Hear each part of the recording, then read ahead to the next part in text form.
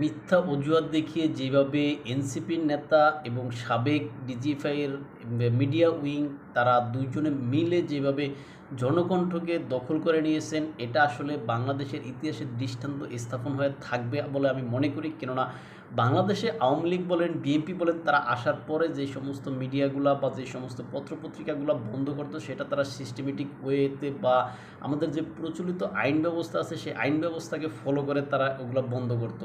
যেমন বিএনপির সময় বলা হচ্ছে যে 21শে টেলিভিশন, আওয়ামী লীগের সময় বলা হচ্ছে দিগন্ত টেলিভিশন, তারপর হচ্ছে কি আপনার চ্যানেল ওয়ান, এই যে আমার দেশ পত্রিকা বা দিনকাল। কিন্তু এই যে বর্তমানে যে কাজগুলো হচ্ছে যে আপনার জনকণ্ঠকে এনসিপির নেতারা দখল করে নিয়েছে, এনসিপির নেতা শিশির দখল করে নিয়েছে, এটা আসলে খুবই নিন্দনীয়। এটা কোনো সিস্টেমের ভিতরে পড়ে না। আমরা চাই এই জনকণ্ঠকে তাদের মালিকের কাছে, অর্থাৎ তাদের সম্পাদিকা শামীমা এ খান, যার হাজবেন্ড প্রয়াত এই যে আপনার আদিবুল্লাহ খান, তিনি প্রয়াত, তাই তাদের কাছে হস্তান্তর করা হোক, এটা আমরা চাই।